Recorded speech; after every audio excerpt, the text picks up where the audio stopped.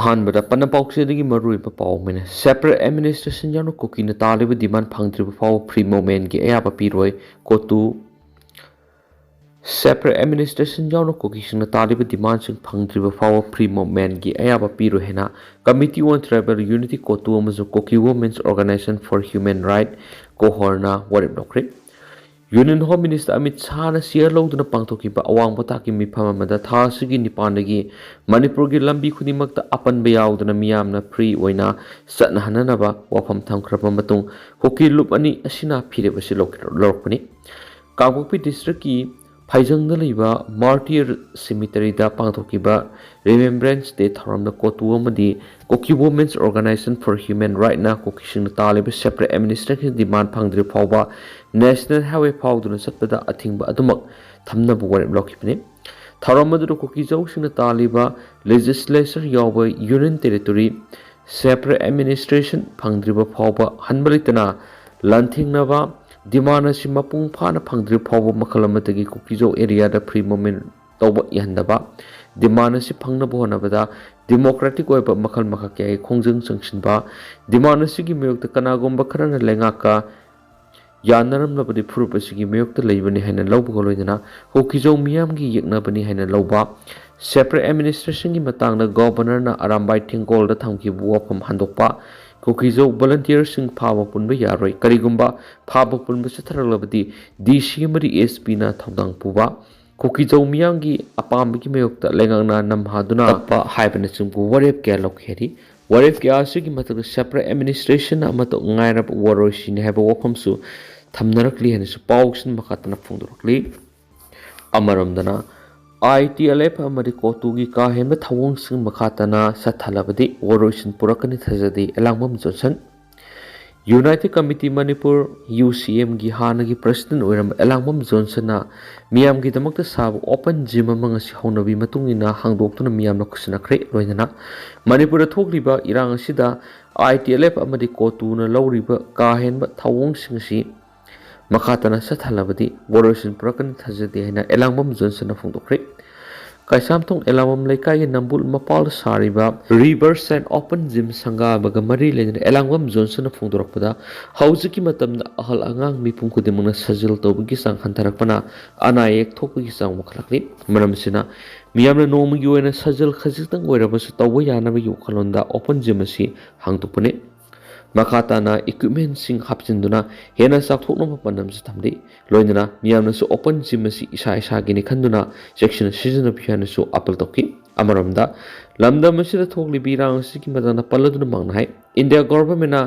ꯃꯅꯤꯄꯨꯔꯗ ꯍꯧꯖꯤꯛ ꯄꯥꯏꯈꯠꯂꯛꯂꯤꯕ ꯈꯣꯡꯊꯥꯡ ꯑꯁꯤꯗ ꯂꯝꯗꯝ ꯑꯁꯤꯒꯤ ꯆꯍꯤ 2000 ꯍꯦꯟꯕꯒꯤ ꯂꯩꯔꯤꯕ ꯄꯨꯋꯥꯔꯤ ꯑꯁꯤ ꯃꯁꯛ ꯈꯪꯅ ꯑꯃꯗꯤ ꯃꯁꯤꯕꯨ ꯉꯥꯛꯅ ꯋꯥꯔꯣꯏꯁꯤꯟ ꯄꯨꯔꯛꯇ꯭ꯔꯕꯗꯤ ꯍꯦꯟꯅ ꯁꯥꯊꯤꯕ ꯐꯤꯚꯝ ꯑꯃꯗ ꯂꯥꯛꯀꯅꯤ ꯈꯜꯂꯤ꯫ ꯑꯗꯨꯉꯩ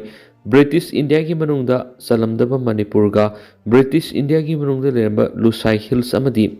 ꯅꯥꯒꯥ ꯍꯤꯜꯁꯀꯤ ꯄꯣꯂꯤꯇꯤꯀꯦꯜ ꯍꯤꯁꯇ꯭ꯔꯤꯒ ꯃꯅꯤꯄꯨꯔꯒꯤ ꯄꯨꯋꯥꯔꯤꯒꯤ ꯍꯤꯔꯝ ꯑꯃꯠꯇꯗ ꯃꯔꯤ ꯂꯩꯅꯐꯝ ꯊꯣꯛꯇꯦ꯫ ꯀꯨꯝꯖꯥ ꯏꯪ 2015ꯒꯤ ꯏꯟꯗꯣ-ꯅꯥꯒꯥ ꯄꯣꯂꯤꯇꯤꯀꯦꯜ ꯗꯥꯏꯂꯣꯒꯀꯤ ꯃꯇꯥꯡꯗ ꯃꯅꯤꯄꯨꯔꯒꯤ CSOꯁꯤꯡꯒ ꯏꯟꯗꯤꯌꯥꯒꯤ ꯄ꯭ꯔꯥꯏꯝ ꯃꯤꯅꯤꯁꯇꯔꯒ ꯌꯥꯅꯈꯤꯕ ꯋꯥꯐꯝ ꯑꯗꯨ ꯉꯁꯤ ꯐꯥꯎꯕ ꯉꯥꯛꯅ ꯆꯠꯂꯤ ꯍꯥꯏꯅ ꯈꯜꯂꯤ꯫ ꯃꯗꯨꯅ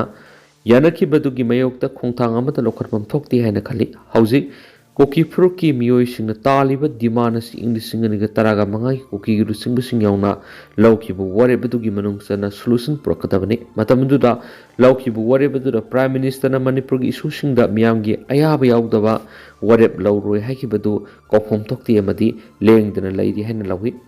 ꯊꯣꯛꯂꯤꯕ ꯏꯔꯥꯡ ꯑꯁꯤꯗ ꯀꯨꯀꯤ ꯐꯨꯔꯨꯞꯀꯤ ITLF ꯑꯃꯗꯤ ꯀꯣꯇꯨꯅ ꯂꯧꯔꯤꯕ ꯀꯥ ꯍꯦꯟꯕ ꯊꯧꯑꯣꯡꯁꯤꯡ ꯑꯁꯤ ꯃꯈꯥ ꯇꯥꯅ ꯆꯠꯊꯔꯕꯗꯤ ꯋꯥꯔꯣꯏꯁꯤꯟ ꯄꯨꯔꯛꯀꯅꯤ ꯊꯥꯖꯗꯦ꯫ ꯃꯔꯝ ꯑꯗꯨꯅ ꯅ꯭ꯌꯨ ꯗꯤꯜꯂꯤꯗ ꯀꯨꯀꯤ ꯐꯨꯔꯨꯞꯀꯤ ꯃꯤꯑꯣꯏꯁꯤꯡꯕꯨ ꯂꯥꯟꯅ ꯂꯝꯖꯤꯡꯂꯤꯕ ITLF ꯑꯃꯗꯤ ꯀꯣꯇꯨꯒꯤ ꯃꯊꯛꯇ ꯆꯞ ꯆꯥꯕ ꯊꯕꯛ ꯂꯧꯈꯠꯇꯨꯅ ꯃꯆꯤꯟ ꯃꯦꯟꯕ ꯃꯊꯧ ꯇꯥꯏ ꯈꯜꯂꯤ꯫ ꯂꯣꯏꯅꯅ ꯄ꯭ꯔꯥꯏꯝ ꯃꯤꯅꯤꯁꯇꯔꯅꯁꯨ ꯃꯅꯤꯄꯨꯔ ꯃꯤꯌꯥꯝꯒꯤ ꯑꯃꯗꯤ ꯃꯤꯍꯨꯠꯁꯤꯡꯒ ꯎꯅꯗꯨꯅ ꯃꯅꯤꯄꯨꯔꯒꯤ ꯄꯨꯋꯥꯔꯤ ꯑꯁꯤ ꯀꯥꯏꯍꯟꯗꯕ ꯉꯥꯛꯅ ꯊꯝꯗꯨꯅ ꯋꯥꯔꯣꯏꯁꯤꯟ ꯄꯨꯔꯛꯅꯕ ꯍꯣꯠꯅꯕ ꯃꯊꯧ ꯇꯥꯏ꯫ ꯃꯅꯤꯄꯨꯔ ꯃꯤꯌꯥꯝꯒꯤ ꯏꯪ 2001 ꯑꯃꯗꯤ ꯃꯇꯝ ꯃꯇꯝꯒꯤ ꯑꯣꯏꯅ ꯆꯪꯁꯤꯟꯈꯤꯕ ꯈꯣꯡꯖꯪꯁꯤꯡ ꯑꯗꯨꯕꯨ ꯄꯨꯔꯛꯅꯕ ꯍꯣꯠꯅꯕ ꯃꯊꯧ ꯇꯥꯏ꯫ ꯃꯅꯤꯄꯨꯔ ꯃꯤꯌꯥꯝꯒꯤ ꯏꯪ 2002 ꯑꯃꯗꯤ ꯃꯇꯝ ꯃꯇꯝꯒꯤ ꯑꯣꯏꯅ ꯆꯪꯁꯤꯟꯈꯤꯕ ꯈꯣꯡꯖꯪꯁꯤꯡ ꯑꯗꯨꯕꯨ ꯀꯥꯎꯐꯝ ꯊꯣꯛꯇꯦ ꯑꯃꯗꯤ ꯃꯗꯨ ꯅꯤꯡꯁꯤꯡꯗꯨꯅ ꯋꯥꯔꯣꯏꯁꯤꯟ ꯄꯨꯔꯛꯄ ꯇꯉꯥꯏ ꯐꯗꯦ ꯍꯥꯏꯅ ꯈꯜꯂꯦꯅꯁꯨ ꯄꯥꯎꯁꯤꯗ ꯃꯈꯥ ꯇꯥꯅ ꯐꯣꯡꯗꯣꯔꯛꯂꯤ꯫ Maka chatharabdi masam loisilakpoina topa pawana Manipur ing tap hanjalangna hanagi Chief Minister N Birena ibudau marjingda thauni jakre hanagi Chief Minister nungthuma Birena ngasi haingangda laibi ibudau marjing khubamna chatuna Manipur mausagi phiumna hanjalakpaga loinana chakotpa ing tap Manipur ma ohenbinaba thauni jakre ri hanagi Chief Minister nungthuma Birena social media da thadrokpa warama ing tap Manipur ma lakhan binaba madi mara setpa afaba Manipur gi tunglam sat amagi damak miyam bo lamjing lamtak binaba khurum jakheri magi khongsa adu Manipur gi puari ga sagonaba sa ama oiriba poni gi laifam sangkat liba mafamsu yengsingki loinana mauna Chief Minister wana paket kiba ibudo marjing polo complex ka marjing singkhong ani gi marakta paket pa roadway project site su yengsingki han su paus makadar phungdurakli Pura thokliba sahi ani suraklabi irang asi lusinana basinbiyu amoba Manipur thokliba sahi ani suraklabi irang asi lusinana basinbiyu India lega na Manipur lusinana bo honarak paman ba khulngak pasung phanana bo honarak liba thawang lepiyu haina Nambol area apun maira paibi lobki president maibam santina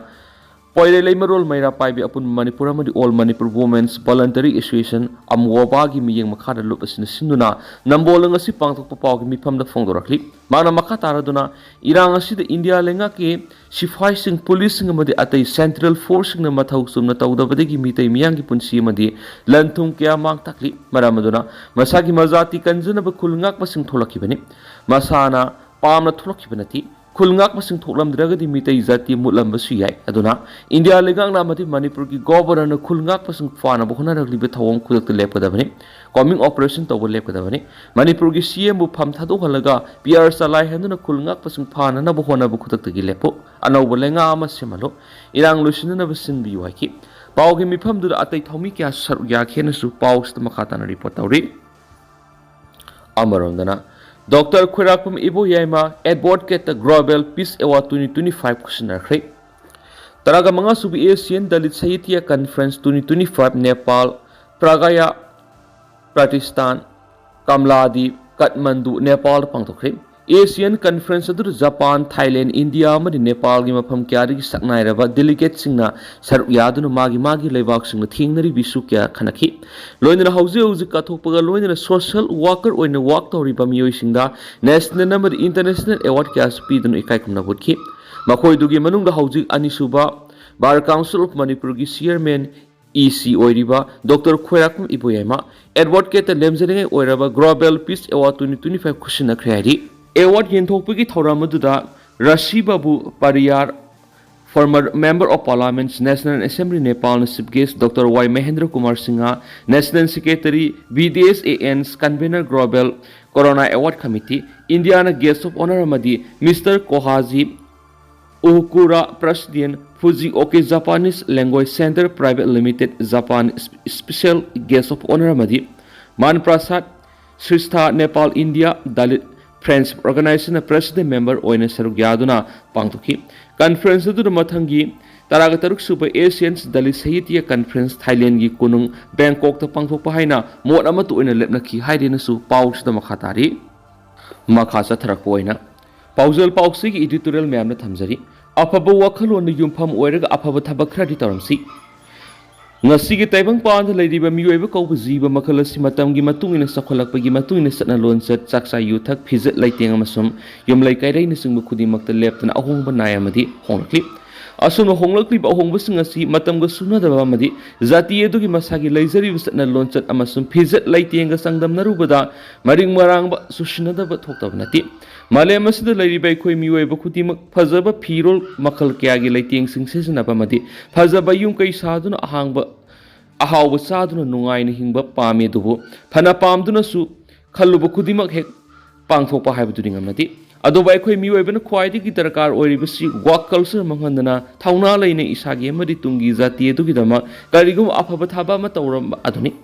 Aikoi Mueva Kaktanatana, Taibang Paul Lady with Hawaii Pan with Ziba Makal Kudimak no Modi Soy than a Taibang Paul Hadokuna, Sakika the Vangakani, Kanasu masidi nantok pa haibising ngamlaroi adubu hinglingi matamsida afaba lambida khong thangjinduna afaba thabak tawduna izat laina hingnaba honagadabani madu natrabadi khunai asit laikha tana mangkhiba tabani ngasigi samas asida lairiba miyoibu khudimuk magi sakasi masana phajai khanjiduna makhal kyagi cosmetic sizinaduna aina maheli haidu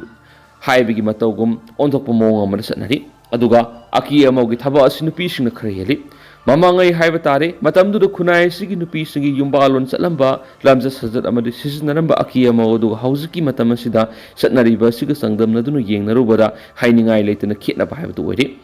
khudingmakpu tawi haibadi nate dubu kharana punamakpu senthanba manba mawng adubuni Karadang palabra sahi nauribi nupi masa singna samnadagi karidagi kiyeriba si yengbada saksugo yamna susinadaba marik marang kaya yauri amaramda anaubi haigadra maunaha singasibu karino khangde kebagi thakti lam yaure samphawa kebada yauksin kibadagi lukhamlu tubar kakthatuna fere haidun sali